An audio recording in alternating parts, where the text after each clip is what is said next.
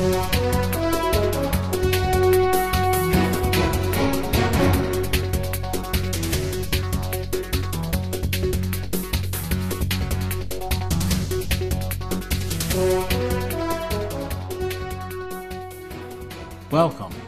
This is the Hall Institute for Public Policy's special forum.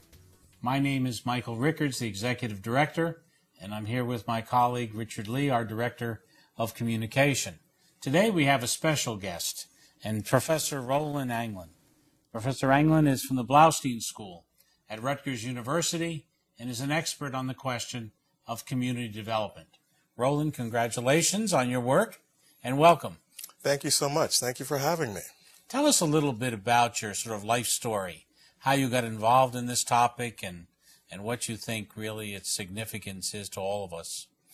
Well, as I tell my students, you have to start out your professional career with a passion. And I grew up in Brooklyn, New York, and it was a very diverse community. We had Italians, also people from Ireland, Jewish community. It was just a very diverse community. And about 12 years old, the community changed, and changed rapidly. And I could never figure out why. Well, essentially it was blockbusted, redlined. And when all my friends and folk that I grew up with left, I was left wondering why. And that question took me to graduate school at the University of Chicago to study urban affairs, urban politics. And so it's been a continuing thread throughout my career, studying how do we build communities, how do we maintain communities, and how do we allow people to stay where they want to stay? Because after all, that's part of the American dream, the American project, if you will. Are you mainly interested in housing, or are you interested in the larger issue of community development? The larger issue of community development and all of its facets. Economic development is part of that. But, you have to start out with, why do people want to stay in a community? Why do they want to build institutions such as churches, associational groups, the Elks? That is the real core of community development. If you have those institutions and that they're strong, you're going to have a good local economy. You're going to have good governance. You're going to have people who feel a part of the whole gamut of American life.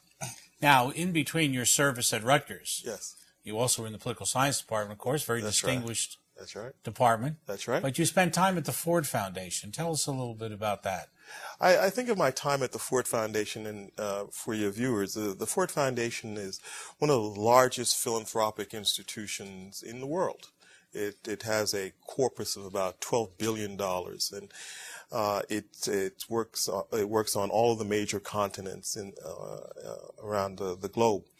My work, I was responsible for community and economic development, and my job was to specifically enhance local institutions that do community and economic development. It was a wonderful time. I learned so much about the difficulties of trying to build communities, so to speak. It's not easy, and in this country, we were pioneers in a local institution called Community Development Corporations. Community Development Corporations started in the 60s during the Great Society period.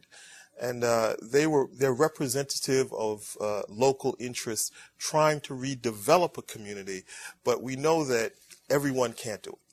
So you need a core group of people working together solidly to try and bring back a community. And we had some of that going on in the 60s in New Jersey, didn't we, Richard? Yes, I believe we did. One of the things I wanted to speak with you about is, I know you talked about your own background in growing up in Brooklyn. Yes. In the city of Newark, last year in 1967, we marked the 40th anniversary of the riots that took place in Newark and in other urban areas that summer. And I believe you taught a course or involved a course that kind of revisited that. And I'd just be interested in getting your thoughts. There was a lot of reflection last summer on where we are 40 years later. What's better, what's worse, where do we need to go from here? And from your area of expertise, if you could talk about that for a little while, that would be great.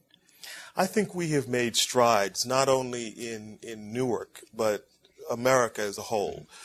But unfortunately, those strides have to be balanced off by the challenges that still face us. In Newark, for example, we still have the dominance of youth unemployment. We have to find ways of getting people, young people, into the mainstream of the economy quite early.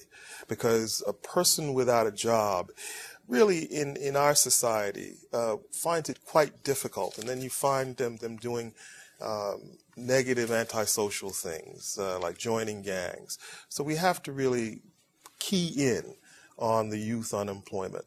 We have to find ways of making our educational system more relevant to young people today.